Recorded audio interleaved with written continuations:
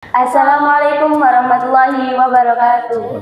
Halo Sobat Spena Pro, kembali lagi di podcast SMP Namira bersama saya Trisna Ziva dan bersama partner saya Aulis Mulyasari, dan juga narasumber kita yang gak kalah keren nih dari narasumber sebelum-sebelumnya, yaitu Kak Rudi sebagai pembina pramuka di SMP Namira.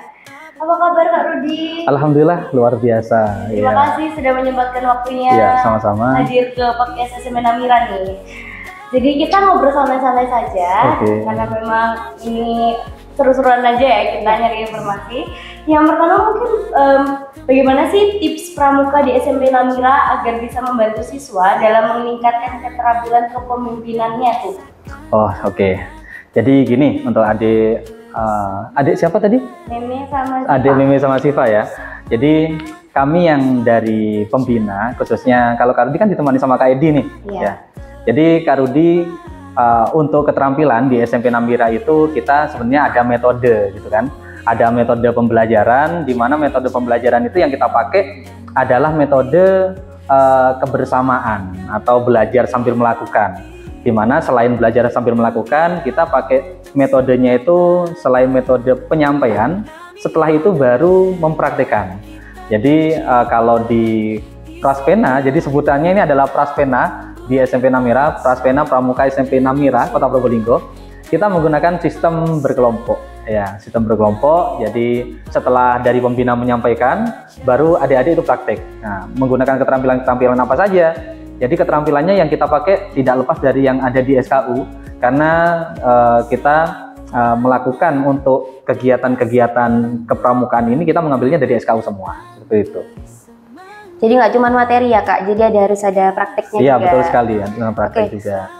Untuk yang kedua, kira-kira Kak Rudi punya program yang bisa mendorong siswa-siswi SMP Namira biar bisa jadi mandiri lagi nggak?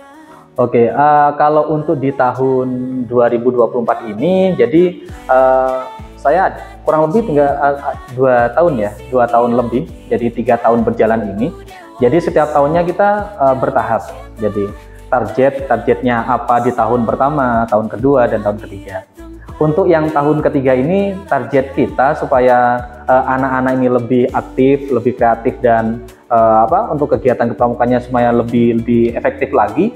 Kita menggunakan target saya yaitu yang tahun 2024 ini adalah menuju ke Pramuka Garuda. Ya. Karena Pramuka Garuda itu adalah pramuka tertinggi di Satuan Kepramukaan Siaga, Penggalang, Penegak, dan Pandega. Kita pengennya itu membuat strategi ini supaya apa? Minat dan ketertarikan adik-adik siswa itu semakin bertambah. Dengan adanya Pramuka Garuda, maka target step by step di dalam kepramukaan itu akan tercapai. Jadi seperti itu. Mungkin bisa di-spill sedikit deh program kerja yang mungkin bisa dipublish untuk teman-teman semuanya. Dalam waktu dekat ini ada apa kira-kira? Kalau untuk dalam waktu dekat ini, dalam waktu dekat yang kemarin ke belakang dan juga ke depan. Kalau untuk yang kemarin kita sudah melaksanakan kegiatan perkemahan Jamburi. Kebetulan SMP Namira baru pertama kali mengikuti Jamburi cabang yang diikuti kurang lebih 32 peserta ya dari SMP Namira, dan kegiatannya juga sekota. Lalu setelah itu kita melaksanakan kegiatan perkemahan Jumat Sabtu Perjusa. Kebetulan kegiatannya kemarin kita laksanakan di Bremi, di Kecamatan Krucil, Kabupaten Probolinggo selama 2 hari, dan itu kegiatannya cukup dan sangat luar biasa sekali karena antusias sekali adik-adik untuk mengikuti. Itu yang kelas 8 ya? Yang kelas 8. Sedangkan untuk yang ke depan, nah ini 2 minggu lagi ya. Ya kebetulan kan ya mbak-mbaknya yang ikut.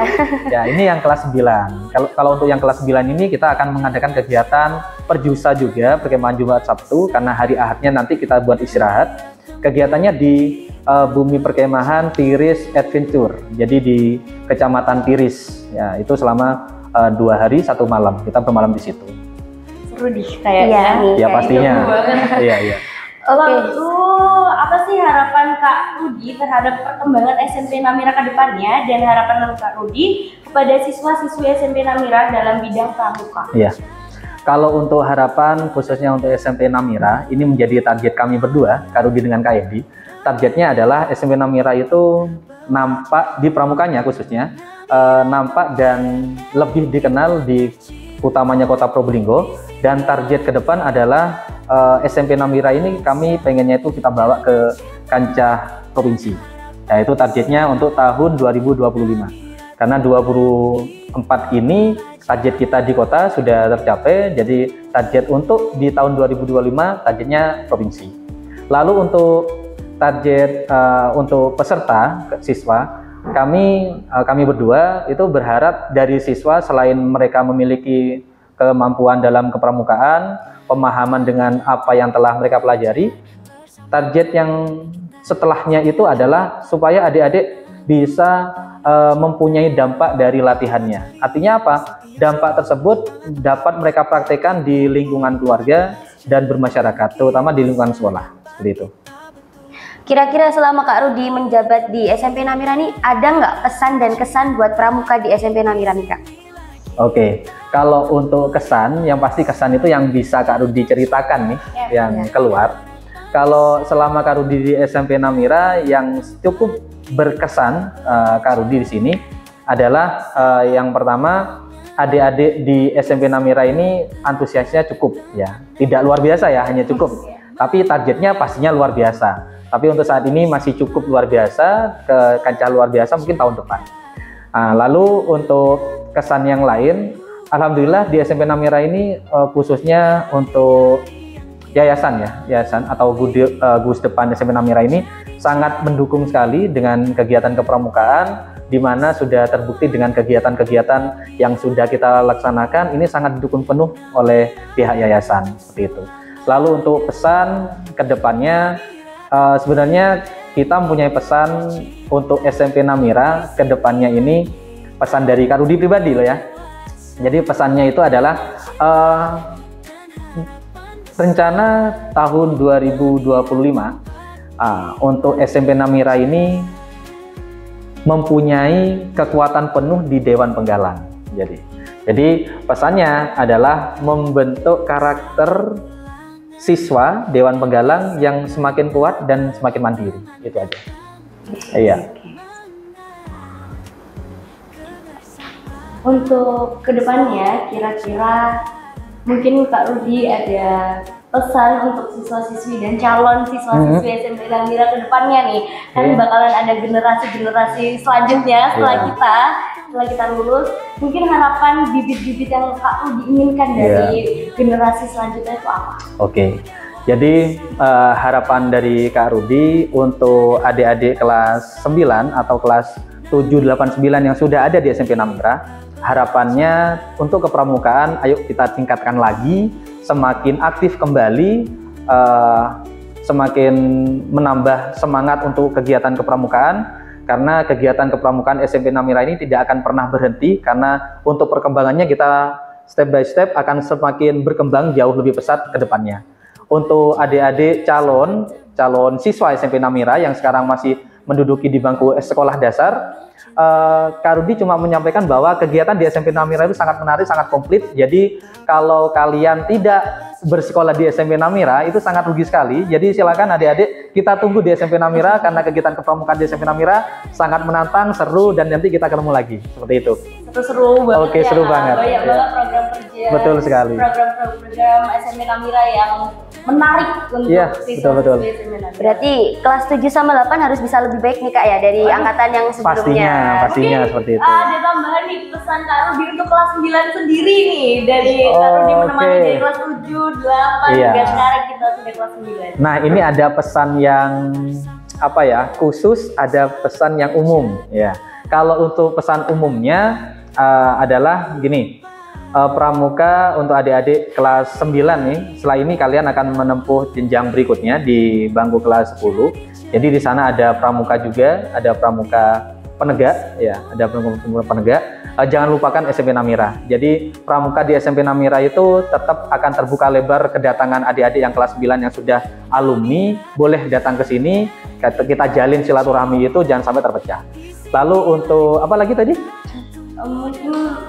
Pesan khususnya. Nah, ya tadi umum, sekarang khusus. Untuk pesan khususnya adalah ini pesan khusus dan serius loh ya. Ini juga termasuk bukan hanya untuk kelas 9 tapi kelas 9 SMP Namira, tapi juga untuk sekolah yang lain juga, bahwa di jenjang SMA itu akan banyak perubahan. Tantangannya juga semakin besar, bahwa adik-adik semakin dewasa, bukan semakin anak-anak lagi, tetapi tantangannya itu ada, entah itu ada tahta, harta, wanita, itu bukan hanya untuk laki-laki saja, tapi juga untuk perempuan. Harta, tahta mungkin laki-laki, jadi seperti itu.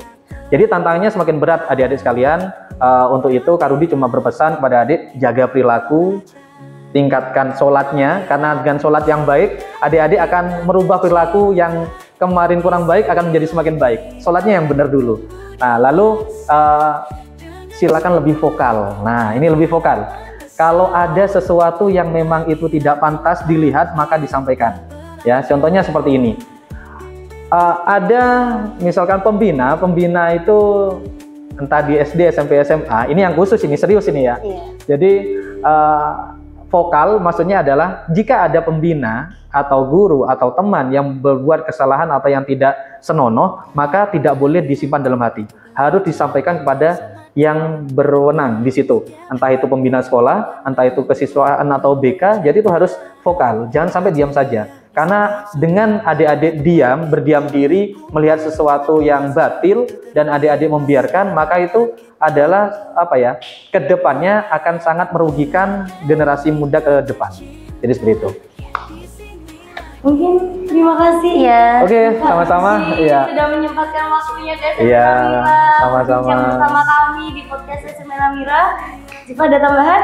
Mungkin jangan bosen-bosen ngobrol sama kita lagi. Oke, siap, ditunggu lagi undangannya ya. Waktu main-main di podcast SMA Oke, Namira. siap. Nanti kita tunggu sudah ya. Oke, siap.